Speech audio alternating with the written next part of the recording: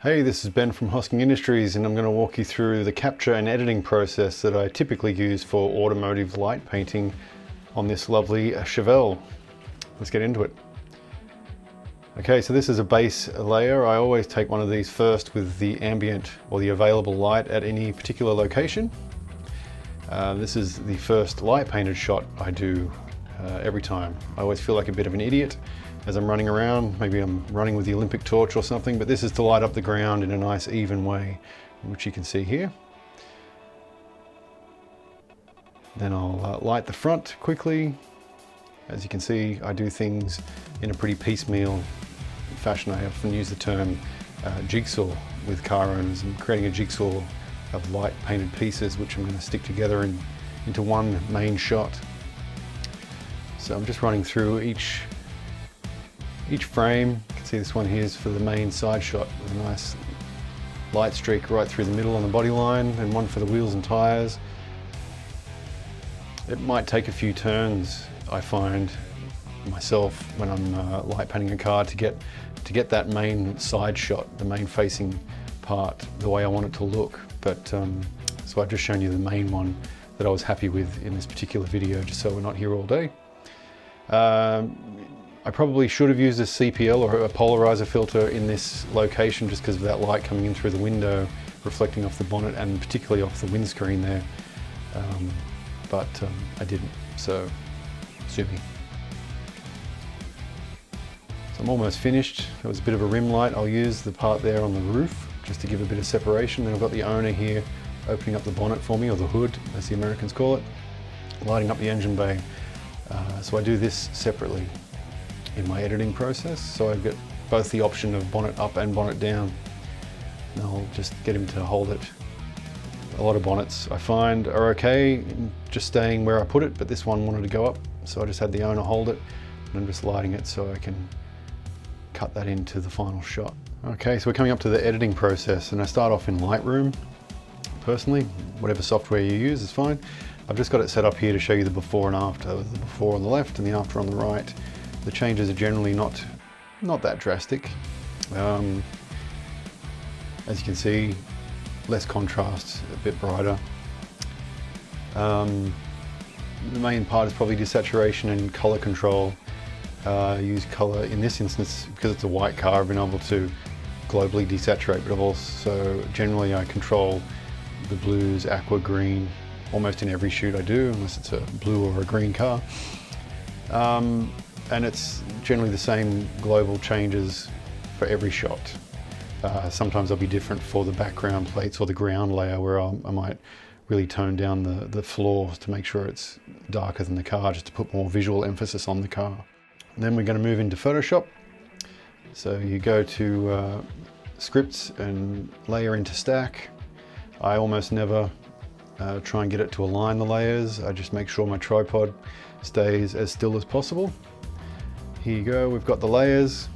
What I'll do is work from the ground up, literally. So I'll put the ground layer and any background layers down at the bottom.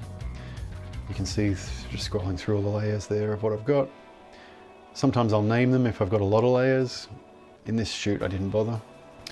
The engine bay I leave till last if I'm doing a bonnet up shot. So there, we've got the ground layer first, and then I'll get rid of that streak with one of the background plate shots.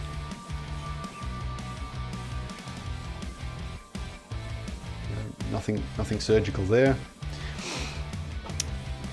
Depends on the background and the location you're using and all kinds of things. You just have to take each shoot on a case-by-case basis. You know, that's looking pretty good. It was a tricky location because the amount of light coming in from the LED floodlights outside was really bright in this instance. So then I'll start stacking up the locations in a somewhat of an order I want to work in. And I'll usually start with the main side shot first, followed by the nose, maybe the bonnet and roof, and I'll just stack them up, and on top of the main side shot I'll do the rest of the layers in lighten blend mode.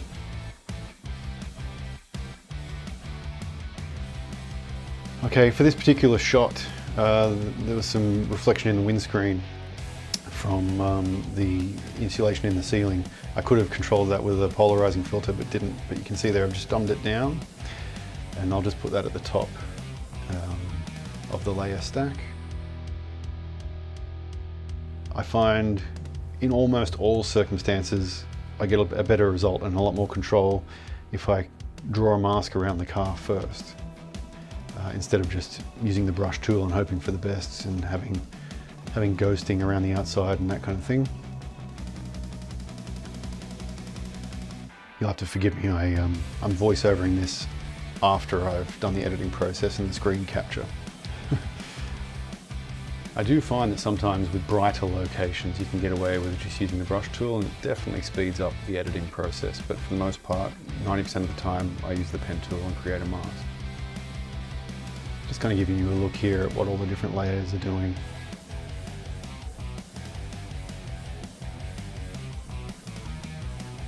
Alright, now we zoom in and we draw our mask. I definitely recommend getting a small tablet instead of using your mouse for this process, and just spending some time getting used to using the pen tool. If you try to use a mouse and any other way to do it, it's just not going to be as good, as sharp, as correct, as accurate, and that's really what you want, especially if your images are going to get blown up. So we just fast forward through that. I'm definitely not that fast, and I'm not a master at the pen tool, but I get the job done.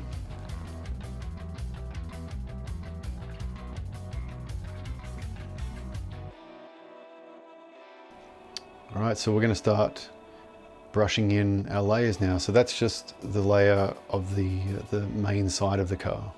Now we'll brush in our first additional layer, which will be the nose in this case. And generally I find, for me personally, it becomes pretty mechanical, this process after a while. I don't have to think about it too much. The only thing I think about mainly is getting the light to fall in the right places during the capture process. Because every car is different, every color is different.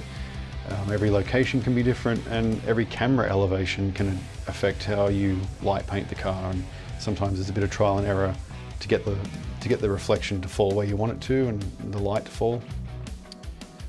So we're just going through each of the layers, clicking on and off a couple of times just to show you the difference it's making.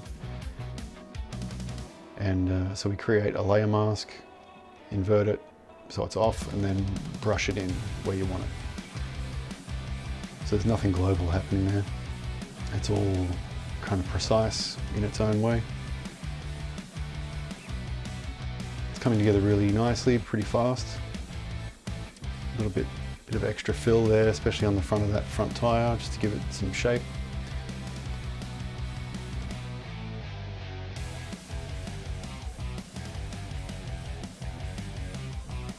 A bit of extra detail in the tires and the wheels.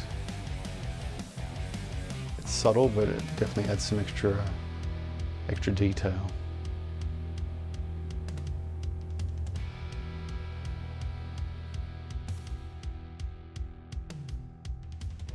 See the difference it's making there.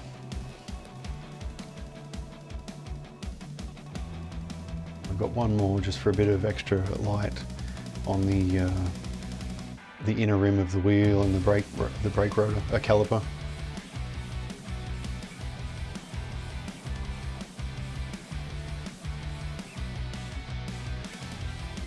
A little more detail on the tyre as well, and some more on the tread. You can see there it's lit up the tread a bit more.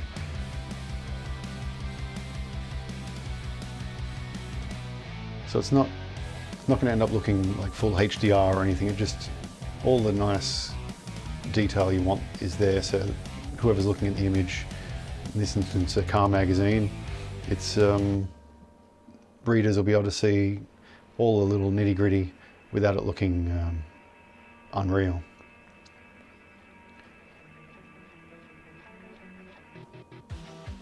A little bit extra in the interior.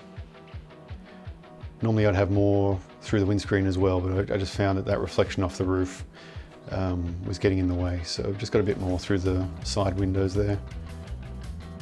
Okay, from this point, that's the main shot with the bonnet down finished, and I have to be honest, I work destructively a lot of the time when it comes to this stuff. So I've just reduced or merged the layers for that all the way down to one layer. Here we're going to do the bonnet up segment, so I draw another mask, but this time just around the bonnet and the engine bay. Just sped that up again. And I'm going to create a mask out of that, which just sits over the top of those merged layers underneath of the rest of the car, which you'll be able to see here. There we go.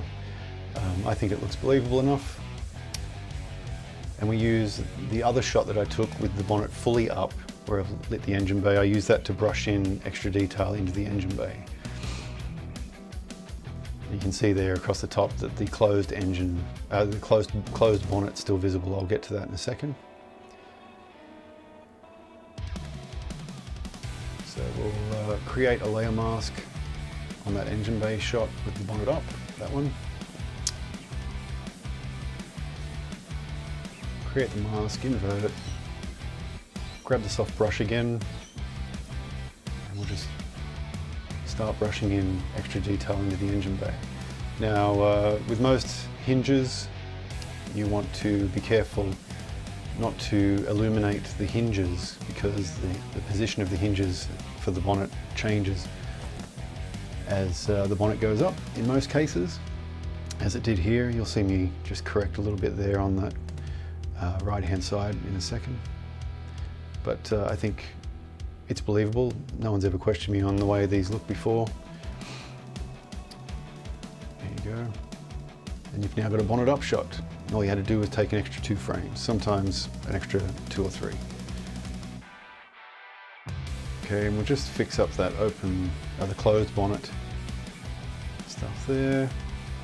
Now, from here, I work destructively. So what I do is I merge down, and so I've got one final JPEG with the bonnet down, one with it up, and I go back through and I will do all the usual stuff you do at the end of Photoshop. I clean up dust spots and little reflections and all that kind of stuff that might otherwise ruin a shot. I hope you've enjoyed the video.